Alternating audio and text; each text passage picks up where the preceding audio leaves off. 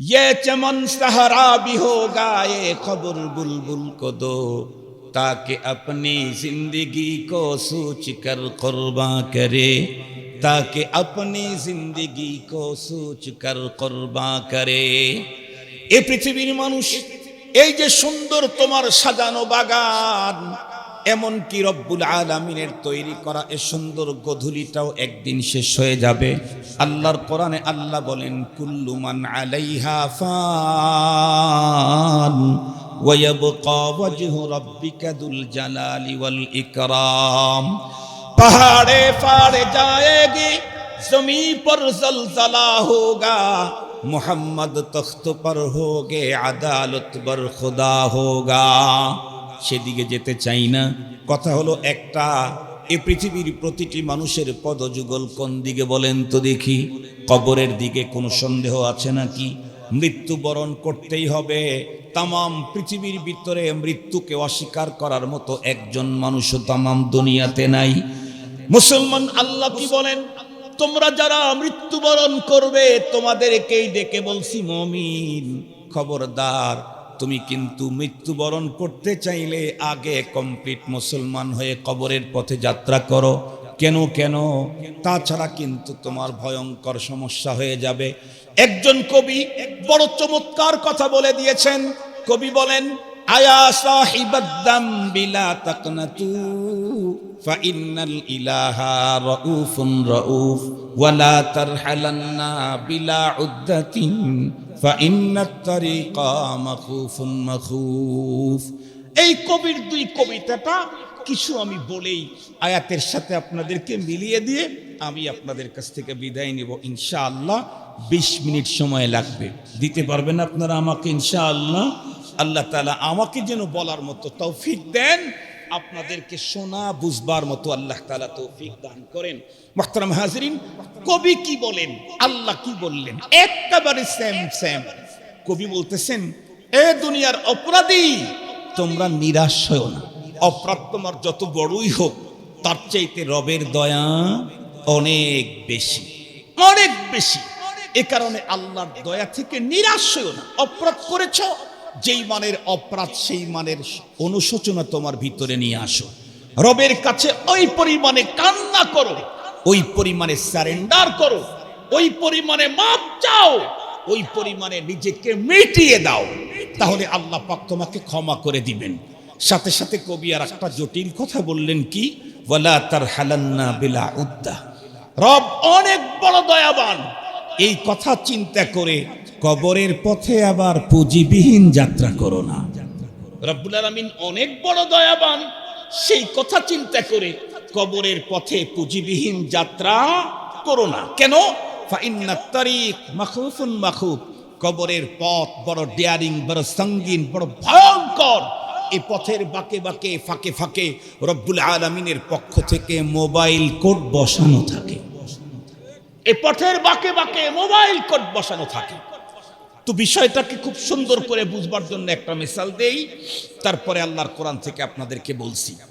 আপনারা বলেন তো দেখি, আমাদের দেশে বর্তমান সময়ের যুবকদের সবচাইতে বড় চয়েস হলো দুইটা জিনিস। একটা হলো R15 হুন্ডা, আর একটা হলো আইফোন। কথা বলেন না কেন? যুবকদের কমন চয়েস না? বাংলাদেশের কত যুবক যে আইফোনের কারণে আত্মহত্যা করেছে, বাংলাদেশের কত যুবক যে আইফোনের কারণে মা বাবাকে মেরেছে, আইফোনের কারণে। দুইটা জিনিস যুবকদের কাছে খুব চয়েস, কমন। একটা হলো R15 হুন্ডা, ওই যে শুয়ে থেকে চালায়, বুঝেন নাই? ওইটার ফ্যাশন নাকি বেশি। আর একটা হলো আইফোন। এখন ধরেন কোনো এক যুবককে তার বাবায় যদি R15 অথবা রয়্যাল টয়েল কি আসছে এখন নতুন 300 না 500 সিসির হোন্ডা, 6 লাখ টাকা না 5 লাখ টাকা দাম কিনলো একজন। বলেন তো দেখি, একজন যুবক যদি তার চয়েসফুল কোনো জিনিস পায়, সে সর্বপ্রথম ওইটা নিয়ে কি ঘরের ভিতরে থাকবে না কোনো জায়গায় বেড়াইতে যাবে? অবশ্যই সর্বপ্রথম চয়েস করে দুইটা জায়গা।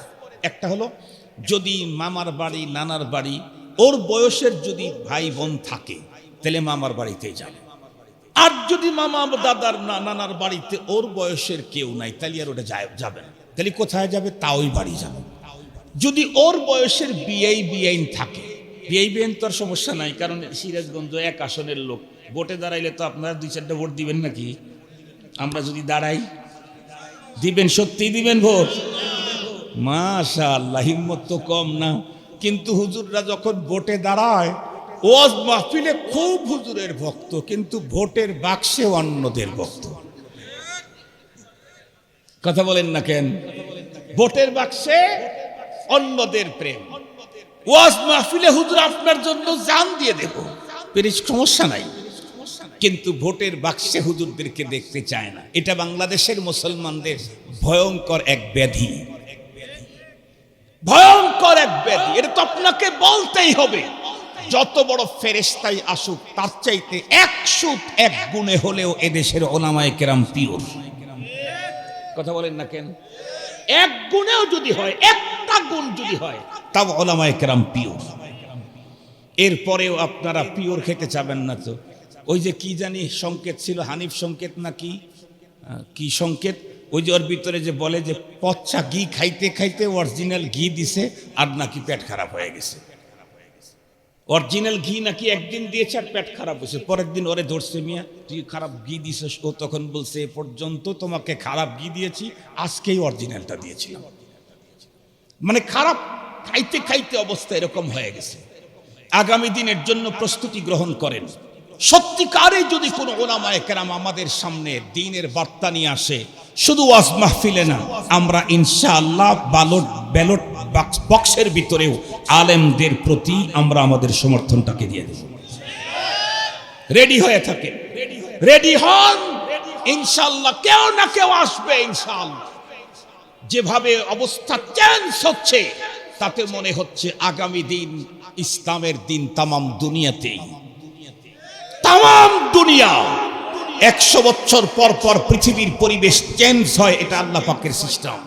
ওয়ালান তাজিদা লিসুন্নাতিল্লাহি তাহবিলা।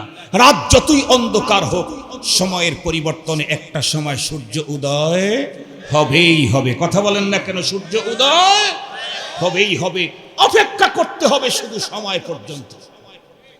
দিনের আলো যতই আপনার পেট ফাটায়া দেখ, একটু ধৈর্য ধরেন। সময়ের পরিবর্তনে সূর্যের যৌবনের ভিতরেও ভাটা আসবে। আসে না? আসে না? মুহতারাম হাজরিন, একটু রেডি থাকেন, মনে মনে রেডি থাকেন। যদি সত্যিই কোনো আলেম আমাদের মাঝে আগামী দিনে আসে, আমরা অন্যদেরকে বহুবার দেখেছি 52 বছর পর্যন্ত, 1 বছরের জন্য হলেও আমরা আলেমদেরকে আগামী দিনে দেখতে চাই। প্রয়োজনে ওয়ান টেস্টে দেখবো ইনশাআল্লাহ। মুহতারাম হাজরিন, সেদিকে যেতে চাই না। আমি তো রাজনীতি করবে লেগে এখানে আসি নাই, আর রাজনীতি করলেও কোনো সমস্যা নাই, কারণ আমি কোরআন বলতে আসছি, কোরআনের রাজনীতি। কথা বলেন না কেন? আমি কোরআন বলতে আসছি, কোরআন শিখাইতে আসছি। কোরআন যে শিখবে, অলরেডি তার ভিতরে রাজনীতি ঢুকেই যাবে, সমাজনীতি ঢুকেই যাবে, অর্থনীতি ঢুকেই যাবে, সব জানতে পারবে যদি সে কোরআন পড়ে। যাই হোক, সেদিকে যেতে চাই না। আমি বলতেছিলাম কোন কথা যেন মনে আছে? কি মাশাআল্লাহ। তো মনে করেন বিআই বাড়ি যাচ্ছে, ওর বয়সের বিআইন আছে, ও হুন্ডাটা যদি তাদেরকে দেখাইতে না পারলো, তাহলে আর হুন্ডা কিনে লাভ কি?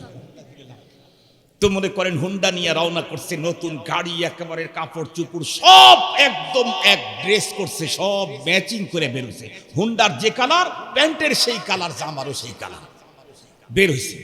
কিন্তু বলেন তো দেখি, তার টার্গেট হলো তাওই বাড়ি গন্তব্য পর্যন্ত সহি সালেম যাইতে চাইলে 2টা কাগজ তার দরকার। একটা হলো ড্রাইভিং লাইসেন্স, আর একটা হলো গাড়ির লাইসেন্স। ওর কাছে একটাও নাই।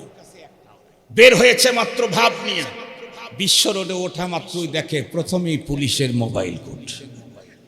বলেন তো দেখি, এখন পুলিশ যখন সিগন্যাল দিবে, জিজ্ঞাসা করবে হাতির কাগজ দাও, গিভ মি কাগজ দাও। ও স্যার আমি মাত্র গাড়ি কিনছি স্যার। তখন কি বলবে? তাওই বাড়ি যাওয়া দরকার নাই, থানার বাড়িতে যাও। আমরা প্রত্যেকটি মানুষ মৃত্যুবরণ করে, আমাদের টার্গেট হলো আল্লাহর জান্নাতে যেতে চাই। কথা বলেন। প্রত্যেকেই, সবাই, শুধু আমি না, আমার বাবা মা, আমার সন্তান, কিয়ামত পর্যন্ত আমার যত নসল আসবে, আমি তো দোয়া করি আল্লাহ আমার পরবর্তী প্রজন্ম কিয়ামত পর্যন্ত যারা আসবে তাদেরকে বদ্দিনী লাদিনী উরিয়ানি নগ্নতা বেহায়াপনা নির্লজ্জতা থেকে তুমি নিজের হাতে সেভ করে ঈমানের মালে মালামাল করে দিও, তাদেরকে জান্নাতি হিসাবে কবুল করে নিও। আমরা প্রত্যেকেই জান্নাতে যেতে চাই, কিন্তু রব্বুল আলামিন কোরআন শরীফের ভিতরে বলে দিয়েছেন জান্নাতে যদি যেতে চাও তাহলে দুইটা পুঁজি নিয়ে কবরের দিকে আগাও। কয়টা পুঁজি? দুইটা পুঁজি। আল্লাহ পাক রব্বুল আলামিন বলেন ইন্নাল্লাযীনা আমানু ওয়া আমিলুস সালিহাতি কানাত লাহুম জান্নাতুল ফিরদাউসি নুজুলা। কবি বলে দিয়েছেন আল্লাহ অনেক বড় দয়াবান, তাই বলে তুমি পুঁজিবিহীন কবরের পথে কখনোই যাত্রা করো না, কারণ কবরের পথে বাঁকে বাঁকে রব্বুল আলামিনের পক্ষ থেকে সিরিয়াস মোবাইল কোড বসানো থাকে। এই মোবাইল কোডগুলি কেমন আমি দুইটা বর্ণনা আপনাদের খেদমতে পেশ করে দেব। তার আগে বলতে চাই সমস্ত মোবাইল কোডে তুমি নিজেকে নিরঙ্কুশ ফ্রেশ করে গন্তব্য জান্নাত পর্যন্ত পৌঁছাইতে চাইলে কমপক্ষে দুইটা পুঁজি লাগবে। বলেন কয়টা পুঁজি? আরো জোরে বলেন কয়টা পুঁজি? তার ভিতরে এক নম্বরের পুঁজি হলো ঈমান, দ্বিতীয় নম্বরের পুঁজি হলো নেক আমল। যেই মানুষের কাছে দুইটা পুঁজি আছে, ঈমান আছে, নেক আমল আছে, এই লোকটা কবরের পথে যাত্রা করলে যত জায়গায় রব্বুল আলামিনের পক্ষ থেকে মোবাইল কোড বসানো থাকুক না কেন তার কোনো পেরেশানি নাই। যেমন যেই যুবকটা দুইটা কাগজ কমপ্লিট করে নিয়েছে, ড্রাইভিং লাইসেন্স আছে, এরপরে আবার গাড়ির লাইসেন্স আছে, এখন যদি ওই লোকটা পথ চলা শুরু করে পুলিশের মোবাইল কোর্টেও কোনো ঝামেলা করতে পারবে না, আর্মির মোবাইল কোর্টেও কোনো ঝামেলা নাই, র্যাবের মোবাইল কোর্টেও কোনো ঝামেলা নাই, গন্তব্য পর্যন্ত পৌঁছে যাইতে পারবে। এই পৃথিবীর যেই সমস্ত মুসলমান নারী পুরুষ আল্লাহর জান্নাতে যেতে চায় মৃত্যুর পরে, তাদের জন্য দুইটা কাগজ লাগবে, একটা হলো ঈমান আর একটা হলো নেক আমল। এর ভিতরে প্রথম যেই পুঁজিটা লাগবে সেটা হলো ঈমান। ঈমানের কাগজ দেখতে চাইবে মৃত্যুর সময় এবং কবরের ভিতরে নামানো মাত্রই। যেই লোকের কাছে ঈমান আছে সেই লোকের কত বড় মর্যাদা, এই প্রসঙ্গটা বুঝাবার জন্য আমি আল্লাহর কোরআন থেকে বলছি। এবং বন্ধুরা আমার, এর তাফসীরের বিষয়টা তামাম দুনিয়ার ভিতরে বড় একজন আলেম কারি তৈয়ব সাহেব রহমাতুল্লাহ আলাই দারুল উলুম দেওবন্দের সফল মুহতামিম খুতুবাতে হাকিমুল ইসলামের ভিতরে লিখেছেন, আজকের পৃথিবীর ভিতরে উন্নত এক নম্বরের ইসলামিক স্কলার আল্লামা তকি ওসমানী, পাকিস্তানের সাবেক চিফ জাস্টিস, উনিও বর্ণনা করেছেন যে কোনো মানুষের মৃত্যুর সময় যখন ঘুমায় মালাকুল মউত বন্ধুরা আমার যিনি প্রধান দায়িত্বে আছেন উনি তখন একজন ফেরেশতাকে পাঠায় দেন জান কবজ করার জন্য। কিন্তু লোকটার কোয়ালিটি যেমন, জান কবজ করার ফেরেশতাও তেমন। আপনারা দেখেছেন বিগত দিনগুলিতে উলামায়ে কেরামদেরকে অ্যারেস্ট করার জন্য বিগত পতিত স্বৈর সরকার কি করেছে? একজন হুজুরকে ধরার জন্য 15টা গাড়ি ভর্তি ফোর্স পাঠায়া দিয়েছে, মনে হয় যেন কমান্ডিং স্টাইল। কথা বলেন না কেন? এরপরে হুজুরদেরকে যখন আদালতে উঠানো হতো ডান্ডা বেরি লাগানো হতো। হুজুররা কি পালিয়ে যাওয়ার লোক, দৌড় দেওয়ার লোক? কথা বলেন না কেন? কথা বলেন না কেন? আর এখন চিহ্নিত চার বাটপাটদেরকে খালি হাতে খালি হাতে খালি পায়ে উঠানো হয়। এর বিচারও একদিনে জমিনে হবে, এটার বিচারও হবে। মুহতারাম হাজিরিন, ইনশাআল্লাহ শুধু সময়ের পরিবর্তন। আমি সেদিকে যেতে চাই না, আমি যেই কথাটা বলতে চাচ্ছি, উলামায়ে কেরামকে অ্যারেস্ট করে এদের রিমান্ডের জন্য দেওয়া হতো কাদের কাছে, আর তাদের পছন্দকৃত লোক যদি কখনো অ্যারেস্ট করা হতো তাদেরকে অ্যারেস্ট করার জন্য লোক পাঠানো হতো আরেক রকমের। আল্লাহ পাক রব্বুল আলামিন ইমানদারের জান কবজ করার জন্য স্পেশাল কোয়ালিটির ফেরেশতা পাঠিয়ে দেন। কিতাবের ভিতরে এসেছে, আমরা প্রত্যেকেই জানি, লিকুল্লি উম্মাতিন আজাল, ইদা জা আজালুহুম লা ইস্তাখিরুনা সাআতাও ওয়া লা ইস্তাকদিমুন। मौत जिस दिन आ गई दुनिया की हालत क्या हुई, रूह तन से उड़ गई मुर्दा की हालत क्या हुई। जब मलाकुल मौत आवेगे तुम्हारे सामने फिर तुम्हें फुर्सत न मिलेगी लब हिलाने के लिए। প্রতিটি মানুষের নির্ধারিত আয়ু দেওয়া আছে, এক সেকেন্ড এদিক ওদিক করবার কোনো ক্ষমতা পৃথিবীর কারো নাই। রব্বুল আলামিন সঙ্গত কারণেই ইমানদারের জান কবজ করার জন্য বিশেষ এক প্রকৃতির ফেরেশতাদেরকে আল্লাহ পাক পাঠিয়ে দেন, যারা অনেক সুন্দর বক্তব্য দিতে পারেন। আল্লাহ পাক বলেন, তুমি একটু আগে আগেই চলে যাও কেন? নির্ধারিত টাইমেই তো আমার বান্দার জান তোমার কবজ করা লাগবে, তার আগে গিয়ে আমার বান্দার সঙ্গে তুমি হৃদ্যতা আন্তরিকতা তৈরি করে দাও। কি মজার কথা, যে ফেরেশতা আমাকে মারতে আসলো সে ফেরেশতা এসে আমার সাথে বন্ধুত্ব করবে। সুবহানাল্লাহ বললেন না যে? সে ফেরেশতা এসে আমাকে মিঠা মিঠা কথা বলবে, সে ফেরেশতা এসে আমাকে দুনিয়ার দুঃখ দুর্দশার চিত্রায়িত করবে এবং জান্নাতের অতি সুখের কথাগুলি মজায় মজায় বলবে। একটা পর্যায়ে বলবে, ভাই আমি তো আপনাকে নিতে এসেছি। উনি তো, মানুষ তখন চমকে ওঠে, আমাকে মারতে আসছেন? হ্যাঁ। ভয় পাওয়া যায়। ফেরেশতা তখন বলে, আল্লাহ তাখাফু ওয়ালা তাহজানু। আল্লাহর কোরআন থেকে বলছি, আল্লাহ তাখাফু ওয়ালা তাহজানু। আপনি ভয় পাচ্ছেন কেন? আপনি পেরেশান হচ্ছেন কেন? কি সমস্যা? অসুবিধা নেই, আরো 8-7 মিনিট আছে। আপনি ভয় পাচ্ছেন কেন? পেরেশান হচ্ছেন কেন? আপনাকে নিয়ে যাবেন, কয় নিয়ে যাচ্ছি কোথায় তা জানেন? আপনার বাড়ি কয়তলা?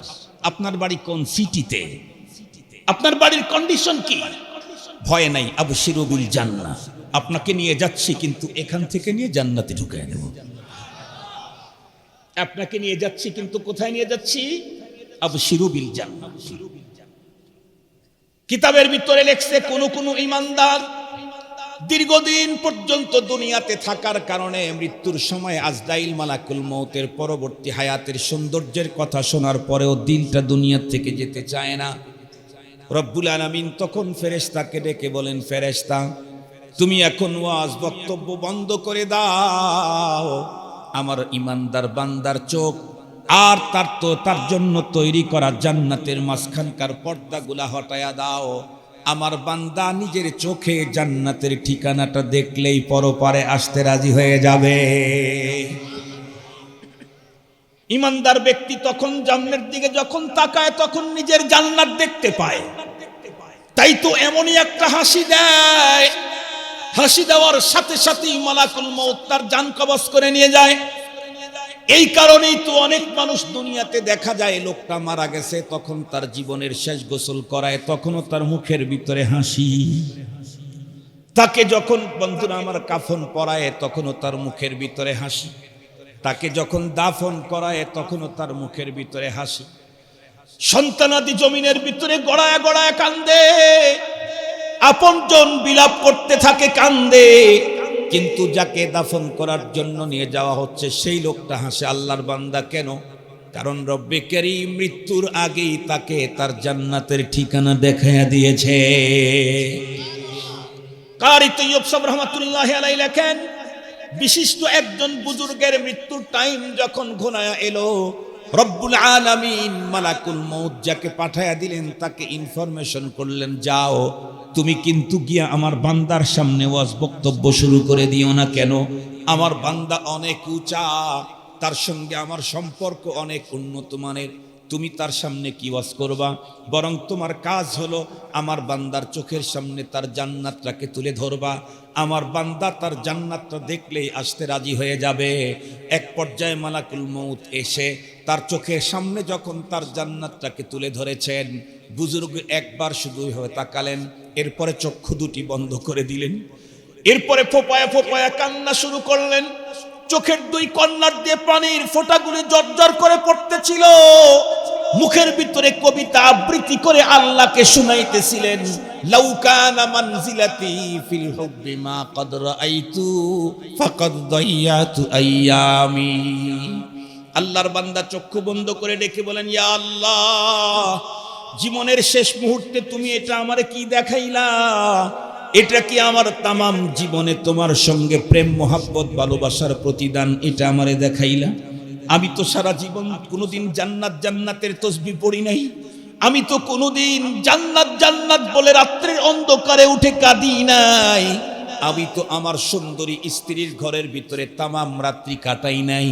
রাত্রি যখন গভীর হতো স্ত্রীর বিছানাকে লাথি মেরে ঠান্ডা পানি দিয়ে ওযু করে তোমার কুদরতের পায়ের উপরে পড়ে আল্লাহ আল্লাহ নামের তাসবিহ পড়লাম, সুবহানাল্লাহর তাসবিহ পড়লাম, আলহামদুলিল্লাহর তাসবিহ পড়লাম, লা হাওলা ওয়ালা কুওয়াতা ইল্লা বিল্লাহ পড়লাম, সাল্লাল্লাহু আলাইহি ওয়াসাল্লাম পড়লাম। ৮০-৯০ বছরের টোটাল জীবন অন্তরের ভিতরে তোমার প্রেমের আগুনে আমার দেহটাকে পোড়ায়া পোড়ায়া শেষ করে দিলাম। এখন তুমি মৃত্যুর আগ মুহূর্তে প্রেমের প্রতিদান হিসাবে কি দেখাইলা? এটা নাকি? এটাই যদি আমার প্রেমের প্রতিদান হয়, তাহলে তো আমি আমার জীবনটাকে তেমন কোনো সার্থকতায় পৌঁছাইতে পারি না। জান্নাত ও দোজখ সে ইয়া রব ক্যা করো, आरज़ू है मैं तुझे देखा करो, हूर गिलमा जितने नेमत हाय तू, सबसे बढ़कर नेमत दीदार तू, हफ्ते दरिया गर मनूशम तर नगर दद जाने मन, हफ्ते दरिया गर मनूशम तर नगर दद जाने मन, शरबते दीदार बायद अजलबे महबूबे मन। सप्त दरिया পান করাইলেও মনের তৃষ্ণা মিটবে না, তোমার সঙ্গে দেখা হলেই মিটবে সকল যন্ত্রণা। আল্লাহর বান্দা চোখের পানি ছেড়ে কেঁদে কেটে যখন বলতেছিলেন, রব্বুল আলামিন মালাকুল মউতকে অর্ডার করলেন, মালাকুল মউত আমার বান্দা আর তার জান্নাতের মাঝখানকার পর্দাগুলি আগের মতো স্বাভাবিক করে দে। বুঝতে পেরেছি আমার বান্দা আমার দর্শন ছাড়া দুনিয়া ছাড়তে মজা পাবে না। মুসলমান ভাইরা রে আমার, কথাগুলি তো আল্লাহর কোরআনের ভিতরে আছে, শুরুর কথাটা তো স্পষ্ট আছে। আল্লাহ বলেন, ইন্নাল্লাযীনা ক্বালু রাব্বুনাল্লাহু সুম্মা ইসতাকামু تتنزل عليهم الملائكة ألا تخافوا ولا تحزنوا وأبشروا بالجنة التي كنتم توعدون نحن أولياؤكم في الحياة الدنيا وفي الآخرة। মুসলমান ভাইরা রে আমার, খুব ভালো করে বুঝবেন, ইমানের পুঁজি যেই লোকের কাছে আছে, মৃত্যুর সময় তো তার জন্য এত বড় অফার, এত বড় বন্ধুরা আমার সুহুলত, তার জন্য এত আনন্দ। শুধু এতটুকুনি নয়, এরপরে যখন বন্ধুরা আমার মানুষ যখন মারা যায়, একে যখন কবরের ভিতরে রাখা হয়, সহিহ হাদিসের মধ্যে আছে, প্রথম ব্যক্তি মাটি দেওয়ার পরে যখন 40 কদম বেগে চলে আসে, আতাহু মালাকানি আসওয়াদানি আরজাকান ফায়ুজলিসানিহি, দুইজন ফেরেশতা সঙ্গে সঙ্গে কবরের ভিতরে ঢোকে, তার কাছে বন্ধুরা আমার কাগজপত্র দেখতে চায়। আপনারা যারা হজ ওমরা পালন করার জন্য বাইতুল্লাহ গেছেন জানেন, এক দেশের মানুষ আর এক দেশে এয়ারপোর্টে ঢোকার পরই অতক্ষণ পর্যন্ত বের হতে দেয় না যতক্ষণ পর্যন্ত ইমিগ্রেশনের চেক কমপ্লিট না হয়। ইমিগ্রেশনের ভিতরে চেক করে, দেখি তোমার কাগজ, দেখি তোমার পাসপোর্ট, দেখি তোমার ভিসা, তুমি যে আমার দেশে আসলে এই দেশের ভিতরে কার বাসায় কোন হোটেলের ভিতরে থাকবে তা তুমি দেখাও। এক দেশ থেকে আর এক দেশে গেলে যদি এত চেক হয়, আমরা যখন এই জগৎ ছেড়ে আর এক জগতে ঢুকবো তখনই কি চেক হবে না? বন্ধুরা আমার, ওই জগতে রেখে সর্বপ্রথম একজন মানুষ মাটি দিয়ে 40 কদম পিছনে চলে আসলেই কবরের ভিতরে চেকিং শুরু হয়ে গেল, মোবাইল কোড শুরু হয়ে গেল। এসেই জিজ্ঞাসা করবে, মার রাব্বুকা ওয়া মা দীনুকা ওয়া মান হাদার রাজুলুল্লাযী বুইসা ফীকুম। যদি ওই সময় বলতে পারি, এই 3 প্রশ্নের সমষ্টি হলো ঈমান। যেই লোকের কাছে ঈমান আছে সেই লোক তো বলতেই পারবে রব্বি আল্লাহ, যার কাছে ঈমান আছে সে তো বলতে পারবে দীনিয়াল ইসলাম, যার কাছে ঈমান আছে সে তো নির্দ্বিধায় বলে দিবে হাদা নবিয়ুনা হাবিবুনা মুহাম্মাদুর রাসূলুল্লাহ সাল্লাল্লাহু আলাইহি ওয়াসাল্লাম। শুধু এতটুক পর্যন্ত কমপ্লিট করতে পারলে সাথে সাথে আমার আপনার কবরের ভিতরে আল্লাহর পক্ষ থেকে আওয়াজ ঢুকে যাবে। আল্লাহ পাক তখন বলবেন, আন সাদাকা আব্দি, আরে প্রশ্নকারী আমার বান্দা তো সঠিক উত্তর দিয়েছে।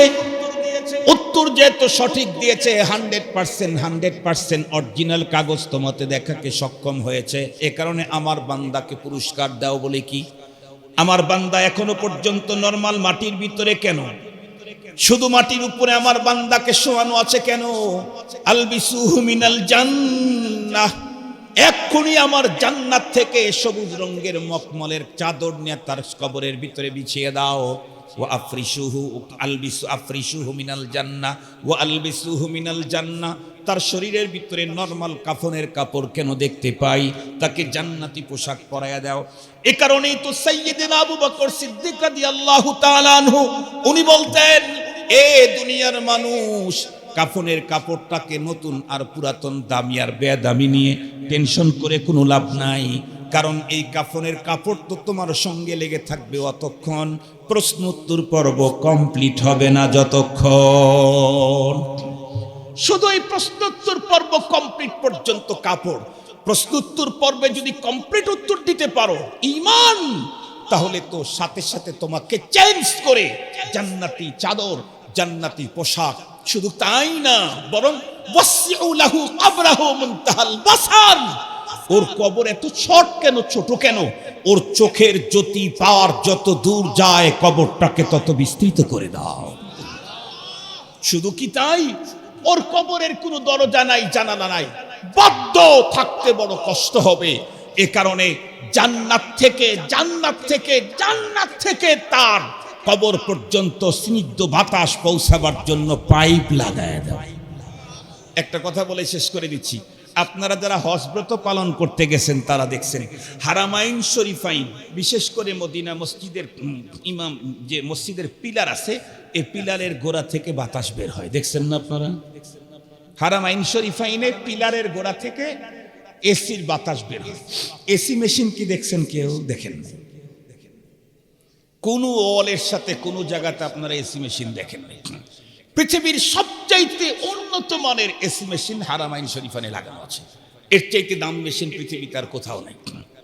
এসি মেশিন এখানে নাই। এতগুলি পাওয়ারফুল মেশিন যদি লাগাইতো, এসি মেশিনের আওয়াজে শব্দ দূষণ হতো, মানুষের ইবাদত বিঘ্ন ঘটত। এই জন্য এগুলাকে লাগায় রাখছে 1 কিলোমিটার ফাঁকে। সেইখান থেকে পাইপের মাধ্যম দিয়ে প্রতিটা পিলারের গোড়া দিয়ে বাতাস বের করে দিচ্ছে। মানুষের প্রযুক্তি যদি এত উন্নত হয়, এই মানুষটাকে যিনি তৈরি করছেন তার প্রযুক্তি কত উন্নত হবে। জান্নাতের ভিতরে সব সিস্টেম। বান্দা তো পরপারে হাসর হবে, তারপরে ওখানে তাকে তার বাড়িতে পৌঁছায় দেওয়া হবে। আপাতত পাইপ দিয়ে তার ওখানে শান্তি পৌঁছাবার ব্যবস্থা করে দাও। মুহতারাম হাজিরিন, শুধু তাই না, যেই লোকের সিনাতে মস্তিষ্কে আছে কোরআন, সেই লোকের কোনো পেরেশানি নেই। তাকে কবরের ভিতরে রাখার পরে চতুর্দিক থেকে আযাবের ফেরেশতা কিলবিল করে যখন ভিতরে ঢুকতে থাকবে, কোরআনুল কারীম তখন মাথার দিকে দাঁড়ায় বলবে, এই কি চাই? ফেরেশতারা বলবে, এই লোকের জীবন চলার পথে বাঁকে বাঁকে ফাঁকে ফাঁকে রব্বুল আলামিনের সাথে ভুল বেয়াদবি করেছে, এজন্য আমরা বিষয়গুলো দেখতে আসছি। কোরআনুল কারীম তখন ডেকে বলবে, এই শোনো, তোমরা যেই আল্লাহর গোলাম, আমি সেই আল্লাহর কালাম। কথা বলেন, তোমরা যে আল্লাহর গোলাম, আমি কোরআন সেই আল্লাহর কালাম। এই লোকের মালিকের সাথে কি আছে না আছে, আমি তো আল্লাহর কালাম, সেটা আমি মালিকের সাথে বুঝবো। এখন এখান থেকে চলে যাও। আযাবের ফেরেশতা তখন মাইয়িতের লাশ কবরকে ত্যাগ করতে বাধ্য হবে। কোরআন তখন কবরওয়ালাকে বলবে, আরে নাম কানাউমাতিল আরুস, আরে আপনি পেরেশান হচ্ছেন কেন? আপনি মজায় আরামে ঘুমায় যান। দুনিয়াতে আপনি রাত্রি 3টার সময় উঠে জেগে জেগে আমাকে ইয়াদ করেছেন, মুখস্থ করেছেন, তিলাওয়াত করেছেন। দুনিয়াতে আপনি আমার জন্য রাত জেগেছেন। এখন আপনি ঘুমাবার পালা, আমার পাহারাদারি করবার পালা। কেউ আপনাকে ডিস্টার্ব করতে পারবে না, আমি আছি। আপনি ঘুমান, ঘুমাবে তো ঘুমাবে হাত্তা কিয়ামত, আবার দ্বিতীয়বার সিংহায় ফু দিবে। মুহতারাম হাজিরিন, তাহলে আমরা তো প্রত্যেকেই মৃত্যুর পথের যাত্রী। রব্বুল আলামিন কি বললেন? পুঁজি ছাড়া কবরের পথে এসো না। তার মানে কমপ্লিট মুসলমান না হয়ে কবরের পথে যাত্রা করো না। তো কবরের পথে যাত্রা করতে চাইলে কয়টা পুঁজি থাকলে নিরঙ্কুশ গন্তব্যে যেতে পারবো? আবার বলেন কয়টা? একটা হলো ঈমান, আর একটা কি? আলহামদুলিল্লাহ বলেন। এই যে রাত্রি একটা পেরিয়ে গেছে, এখনো পর্যন্ত বসে আছেন, নেক আমল হচ্ছে না বদ আমল হচ্ছে? আলহামদুলিল্লাহ। এতক্ষণ পর্যন্ত আল্লাহর ওয়াহদানিয়াতের কথা, তার শক্তির কথা, তার সৌন্দর্যের কথা, তার আইনের কথা আমরা এখানে আলোচনা করছি। কিছু না কিছু আল্লাহর প্রতি বিশ্বাস বেড়েছে, ভক্তি বেড়েছে, ভালোবাসা বেড়েছে, শ্রদ্ধা বেড়েছে, তাহলে আমার ঈমানও বাড়ছে, নেক আমলও হচ্ছে। তাহলে এই জাতীয় প্রোগ্রামই তো আমাকে পরপারে জান্নাতি করবার জন্য এক অন্যতম মাধ্যম। আল্লাহ পাক আমাদের সকলকে আলোচিত কথা বুঝা, এর উপরে আমল করবার তৌফিক দান করুক। ওয়া আখিরু দাওয়ানা আনিল হামদুলিল্লাহি রাব্বিল আলামিন। আমি অনেক আনন্দিত। মাদ্রাসা অনেক পুরাতন, 55তম বেতুয়া মাদ্রাসার মাহফিল হয়েছে গত বছর 64তম, 63-64তম। তার মানে বেতুয়া মাদ্রাসা হওয়ার মাত্র 9 বছর পরে আপনাদের এই মাদ্রাসা অনেক পুরাতন। সেই হিসাবে কিন্তু জায়গাও খুব বেশি হয় নাই, ক্লাসও কিন্তু খুব বেশি বাড়ে নাই, বিল্ডিংও কিন্তু তেমন বেশি হয় নাই। কিন্তু দেখতেছি আপনাদের ব্যালেন্সে অনেক টাকা। তার মানে কি? আমি যোগ বিয়োগে মিলাইতে পারতেছি না। যদি ব্যালেন্সে কোনো টাকা না থাকতো তাহলে বুঝতাম যে অসংকট আছে। ব্যালেন্সে তো 16 লাখ প্লাস টাকা আছে এখন। 16 লাখ প্লাস টাকা আছে না এখনো? 16 লাখ প্লাস টাকা আছে। আপনারা মাদ্রাসার প্রতি নজরদারি আরো বাড়ান। এত পুরাতন মাদ্রাসা, দাওরা হাদিস হওয়ার কথা না হলেও এখনকার গ্রামে ছেলেরা দাওরা পড়তে চায় না। কমপক্ষে তো হেদায়েত মিশকাত পর্যন্ত যাওয়ার কথা। হেদায়েত পর্যন্ত আছে? মাশাআল্লাহ, আলহামদুলিল্লাহ, হেদায়েত পর্যন্ত আছে। ছাত্র সংখ্যা কত? প্রায় 250। আমাদের বেতুয়া মাদ্রাসায় কিন্তু ছাত্র সংখ্যা কমতে কমতে 120 জন আমরা পেয়েছি। অথচ মাদ্রাসার এরিয়া হলো 7-8 একর, 23-24 বিঘা জায়গার উপরে মাদ্রাসা ক্যাম্পাস। ছাত্র ছিল মাত্র আমরা পেয়েছি 120 জন। বিগত সময়ে যা হয়েছে আল্লাহ জানে, আল্লাহ তার বিচার করবে, ওইটা আমরা বলতে চাই না। তবে আমরা আল্লাহর বিচারের কাঠগড়ায় দাঁড়াইতে চাই না। আমরা আল্লাহর বিচারের কাঠগড়ায় আসামি হিসাবে দাঁড়াতে চাই না। আপনাদের দোয়া, মুরব্বীদের দোয়া, আমাদের মাদ্রাসার উস্তাদদের মেহনত, চোখের পানির কারণে গত বছরের তুলনায় এই বছর ডাবলের বেশি ছাত্র, 300+ ভর্তি হয়েছিল। কম মাদ্রাসার ছাত্র ভর্তি হলে কিছু কমে, আমাদের একটু বেশি কমছে তুলনামূলক। কেন? আর সবাই মনে করছিল যে বেতুয়া মাদ্রাসা আগের মতোই আছে। এই জন্য রৌহা মাদ্রাসার কয়েকটা ছেলে 1-2 মাস পড়ার পরে বেতুয়া এসে ভর্তি হয়েছে। রৌহা মাদ্রাসা পড়ার চাপ বেশি। এইখানে এসে দেখে আল্লাহ, ওইখানে তো চাপ, এখানে মহাচাপ। পরে 2 দিন পরে আবার এখান থেকে হয়ে গেছিল। তো লম্বা টাইম পর্যন্ত যে যেমন খুশি তেমন চলবে, এমনই একটা সিস্টেম ছিল। আল্লাহ শুকুর, অনেকটাই পরিবর্তন হয়ে গেছে। আপনাদের কাছে দোয়া চাই, খুব দোয়া চাই। আল্লাহর মেহেরবানিতে এই বছর যেমন ডাবলের বেশি হয়েছে, এই বছরের তুলনায় আগামীতে যদি ডাবলের বেশি হয়, তাই তো আমরা 600-700 ছাত্র পেয়ে যাই। আলহামদুলিল্লাহ। এত বড় মাদ্রাসায় 700-1000 ছাত্র না থাকলে আসলে বোঝা যায় না, ছাত্র দেখাই যায় না। এত বড় এরিয়া, 23-24 বিঘা এরিয়া, যদি থাকে 250-300 ছাত্র, তাহলে তো মনে হয় ছাত্রই নাই। আপনারা, আপনাদেরকে বলবো, অনুরোধ করব, আপনারা আপনাদের সন্তানদেরকে পাঠাবেন। যেমন এখানে হেদায়া পর্যন্ত আছে, মিশকাত নাই। আমাদের ওখানে মিশকাত আছে, দাওরা হাদিসও আছে। এখন দাওরা হাদিস অমুক জায়গায় তমুক জায়গার তো ফজিলত নাই কেন? পরীক্ষা সব এক জায়গায়। কথা বলেন না কেন? পরীক্ষা সব আল হাইয়াতুল উলিয়া, ওই বোর্ডে পরীক্ষা হবে। আপনি যেখানেই পড়েন পরীক্ষা তো ওখানেই হবে। এবং আল্লাহ শুকুর, বেতুয়া মাদ্রাসাতে এখন পড়া ভালো হচ্ছে। আমি জিজ্ঞাসা করতে চাই, আমি আব্দুল বাসেত কোথার থেকে হয়েছি? কথা বলেন না কেন? আমি কোথার থেকে হয়েছি? আমি তো মেশকাত পর্যন্ত বেতুয়ায় পড়ছি। ফার্সি পহেলি মিজান নাহমির একটু বাইরে পড়েছি, আর একেবারে আলিফ বা তাসা থেকে মেশকাত শরীফ পর্যন্ত বেতুয়াতেই পড়েছি। আলহামদুলিল্লাহ। বেতুয়াতে পড়ার পরেও তো বাংলাদেশে যদি কোনো জায়গায় 20 জন আলেম জমা হয় সেখানে তো আমার নামটা থাকে, 40 জন আলেম জমা হলে সেখানেও আমার নামটা থাকে, জাতীয় কোনো কনভেনশন হলে সেখানে আমার আল্লাহর মেহেরবানিতে দাওয়াত থাকে। আমি যেতে পারি না পারি সেটা ভিন্ন কথা, মানুষের তো ব্যস্ততা আছে অনেক। আলহামদুলিল্লাহ, একেবারে অজপাড়া গ্রামের ভিতরে জন্ম নিয়ে তখন এখন থেকে 30 বছর 32 বছর আগেও পড়ার পরে যদি ঢাকা শহরের কেন্দ্রীয় 2টা মসজিদের খতিব হওয়া যায়, অনেকগুলি মাদ্রাসার একাধিক মাদ্রাসার বুখারী শরীফ পড়ানোর যদি সৌভাগ্য পাওয়া যায়, এখন তো আরো উন্নত হয়েছে। এখন পড়ে কি দাওরা হাদিস পড়াইতে পারবে না? এই জন্য আপনারা আপনাদের সন্তানদেরকে আমাদের বেতুয়া মাদ্রাসায় পাঠাবেন এবং খোঁজ নিবেন, দেখবেন আলহামদুলিল্লাহ আলহামদুলিল্লাহ পড়া লেখা তালিম তরবিয়ত অনেক সুন্দর হচ্ছে। আরো সুন্দর করার জন্য চেষ্টা করব, আপনাদের কাছে দোয়া চাই, সহযোগিতা চাই। আলহামদুলিল্লাহ, মাদ্রাসা আল্লাহ তাআলা যেন আগামী দিনে আরো এখানে ছাত্র বাড়ায় দেয়, তালিম তরবিয়ত যেন আল্লাহ তাআলা আরো সুন্দর করে দেয়। খুব খুশি, 16 লাখ প্লাস আপনাদের টাকা, আপনাদের তো ভালোবাসার অভাব নাই, এখানে প্রচুর পরিমাণে দান আপনাদের। এইদিকে বিল্ডিং শুরু করছেন, তো আমি কি কিছু কিছু করতে হবে নাকি, না দোয়া করবো? কোনটা? একতলাতে 1 কোটি টাকা লাগে।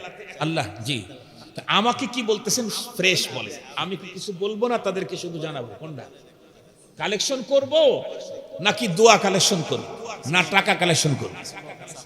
আচ্ছা আচ্ছা, আলহামদুলিল্লাহ। হুজুর বলছেন যে কিছু লোক আছে আমার হাতে দিবে, কিছু না, সবাই আমার হাতে দিবে, সবাই, আপনারা সবাই আমার হাতে দিয়ে যান। অসুবিধা কি? আমার কি সমস্যা আছে? না, কোনো সমস্যা নাই। আমার তো আর এরপরে আর কোনো জায়গায় ওয়াজে যাওয়া নেই। এখন এখান থেকে ঢাকার দিকে যাব, বেতন মাদ্রাসায় রাত্রে ঘুমাবো, সকালে ইনশাআল্লাহ মিটিং করে ঢাকায় চলে যাব ইনশাআল্লাহ। মুহতারাম হাজিরিন, তো দেখি 1 কোটি টাকার প্লাস এখানে ব্যয় হবে ইনশাআল্লাহ। আল্লাহ ব্যবস্থা করে দেবে, একতলাতে আল্লাহ ব্যবস্থা করে দেবে। বলেন কে ব্যবস্থা করবে?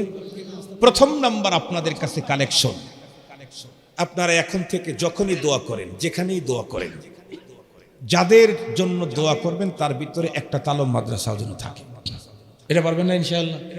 যখনই দোয়া করেন, আল্লাহ তালিম মাদ্রাসায় তো একতলাতেই 1 কোটি টাকার উপরে টাকা লাগবে, মাদ্রাসা কবুল করো আর ব্যবস্থা তুমি করে দাও, এই কথাটা বলতে পারবেন না?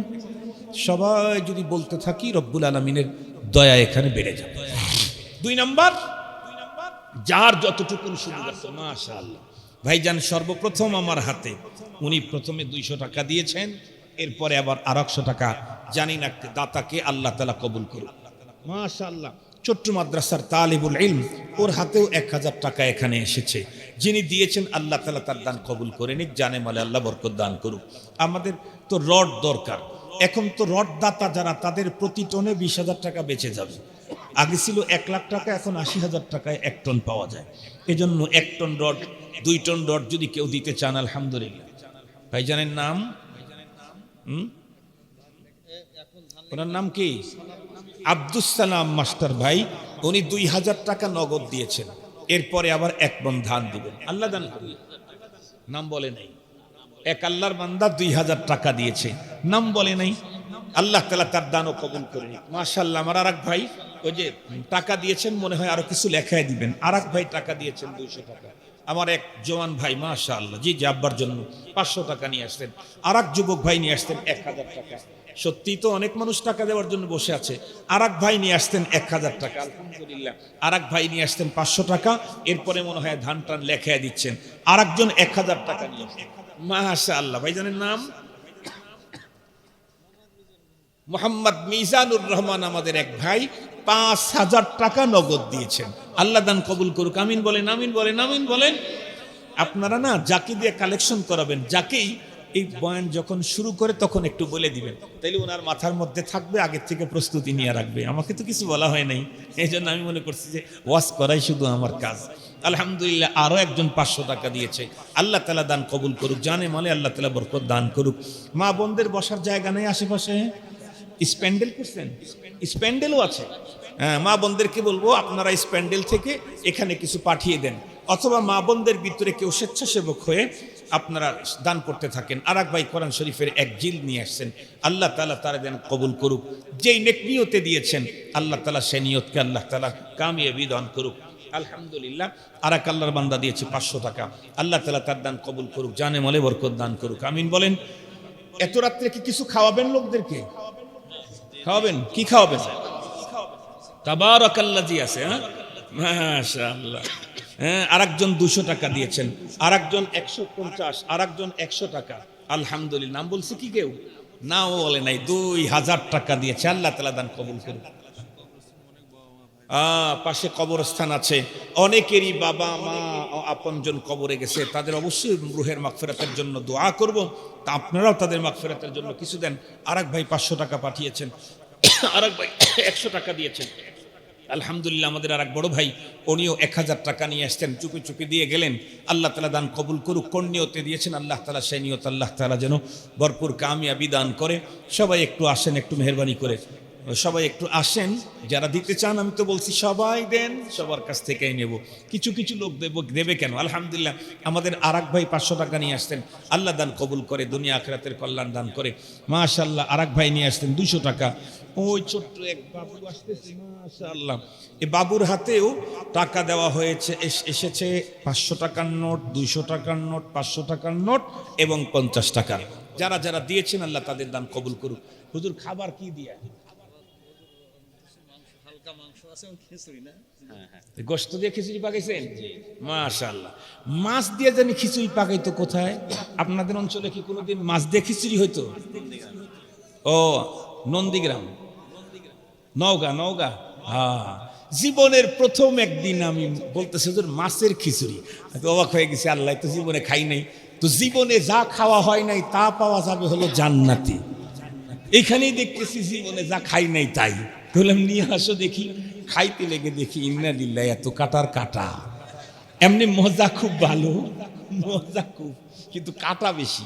আর একটা আছে হলো মাছ দিয়া আর এই আলু দিয়া মারে আর কি, এটাও কিন্তু খুব মজা, কিন্তু একটু কাটা বেশি, কষ্ট হয়। আর এক আল্লাহর বান্দা কষ্ট হয়। আছে নাকি? নতুন কমিটির পক্ষ থেকে, শুধু কমিটির পক্ষ থেকে আসছে, কমিটির পক্ষ থেকে এবং আরো কিছু মানুষ মাহফিলের নতুন বিল্ডিং এর জন্য 4.5 লাখ টাকার মতো অলরেডি এসে গেছে। আলহামদুলিল্লাহ, মাশাআল্লাহ। বাবু তুমি এখনো ঘুমাওনি? রাত্রি 1টা বেজে গেছে না? 1টা পেরিয়ে গেছে। আল্লাহ, 1টা বাজে 19 মিনিট। এই ছোট্ট বাবুটাও আসছে টাকা নিয়ে।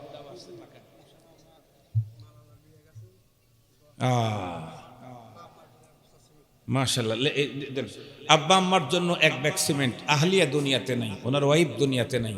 আল্লাহর বান্দি আল্লাহর ডাকে সারা দিয়ে চলে গেছে। আল্লাহ যেন তাদের সবাইকে মাফ করে দেন।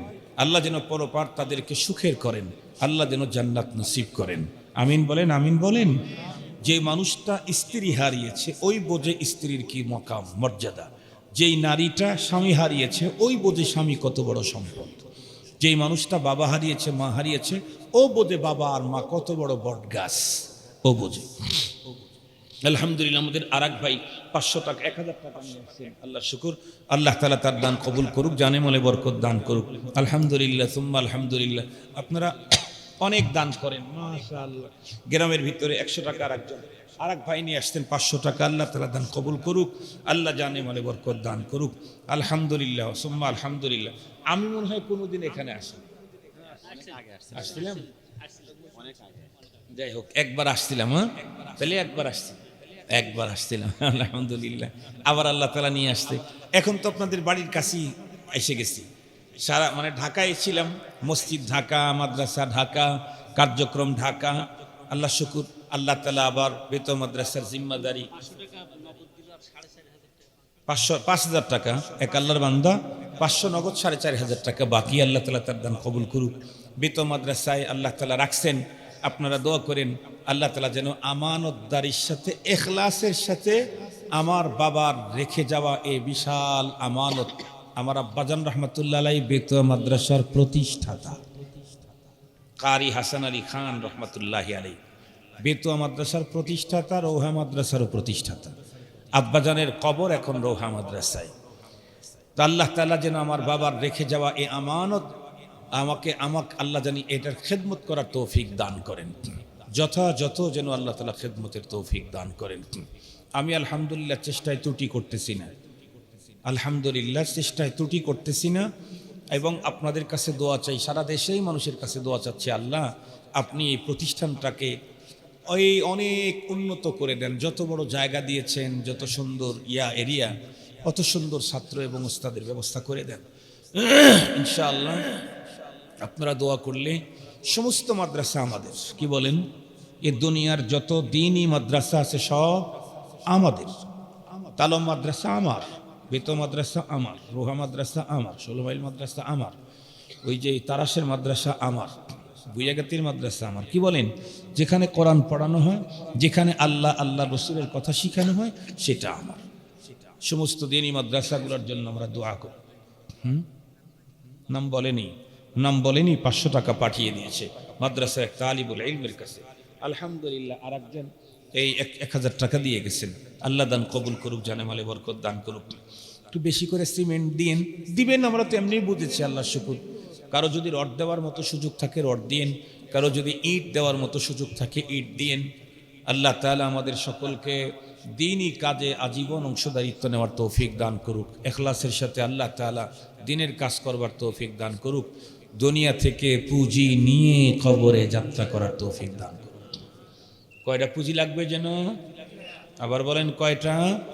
একটা হলো, আর একটা নেক আমল। আমরা এই দুইটা অর্জন করব তো ইনশাআল্লাহ, সারা জীবনে দুইটা পুঁজি, একটা হলো ঈমান আর একটা হলো নেক আমল। আল্লাহ আমাদেরকে দুই পুঁজি ভরপুর করে এরপরে খবরের পথে যাত্রা করার আল্লাহ তাআলা তৌফিক দান করুন। আরো কি কিছু বলতে হবে? আলহামদুলিল্লাহ, হুজুর বলছেন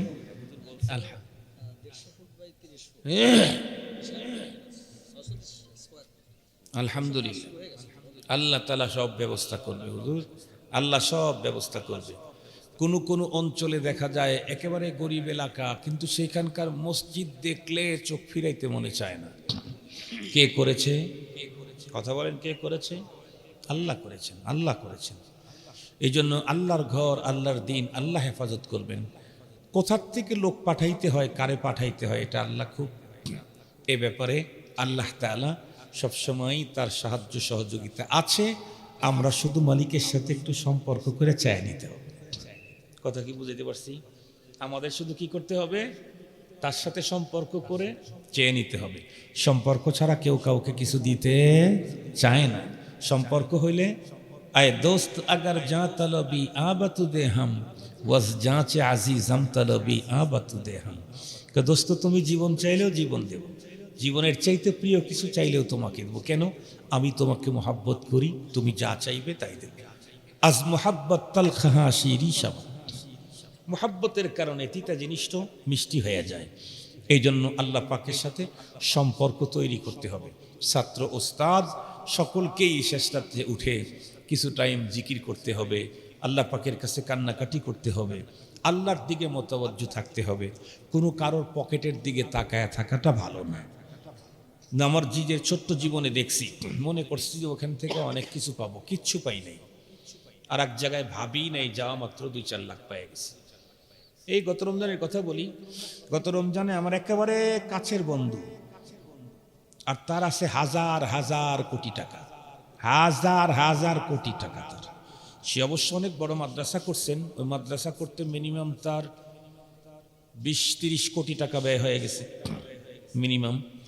সেখানে 2000-এর মতো ছাত্র খায়, ওস্তাদদের বেতন 35 লাখ টাকা প্রতি মাসে ওখানে দিতে হয়।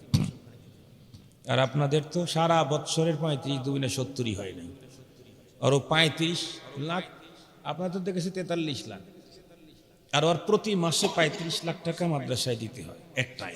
আরও আছে তার, আল্লাহ তাআলা তারে অনেক সম্পদ দিয়েছে। আমি মনে করছি যে বললেই তো 5 লাখ পাঠায় দিবে। 5 বার গেছি, তার সাথে আমার দেখাই হয়। আর এক জায়গায় ভাবলাম যে পরিচয় নাই, দিবে টিবে না। তারপরে একদিন গেলাম, ঢাকা থেকে আসতে ফোন দিলাম, আজ সব কোথায় আছেন? অমুক জায়গায় আছে। হুজুর আসেন আসেন আসেন, হজরত আসেন। অনেক, উনিও এর চেয়েও বেশি টাকা অনেক। গেলাম, আমি তো জীবনে দেখি নাই, সে আমার কি চিনবে? পরে গিয়ে দেখি উনি আমার ভক্ত। পরে আমাকে বলতেছে, হুজুর আমি বেতন মাদ্রাসায় আগে দিতাম, মাঝখানে আমি বন্ধ করে দিয়েছিলাম। মন খারাপ হয় মাদ্রাসার অবস্থা দেখে। আপনি যেহেতু আসছেন হজরত, তো ঠিক আছে, আমি 5 টন চাউল আজকে দিয়ে দিচ্ছি। যতদিন আপনি আছেন, যতদিন আল্লাহ আমাকে বাঁচায় রাখছে, প্রতি বছর 5 টন করে চাউল আপনি নিয়ে যান, 5 টন প্রতি বছর নিয়ে যান। এবং বলছে যে আপনি যখন খুশি তখন নিয়ে যান, একবার নিবেন বছরে একবার, 5 টন। এই জন্যে আসলে একজনের সাথে সম্পর্ক করলে সবই তো তার গোলাম। কথা বলেন না কেন? সবই তো তার গোলাম।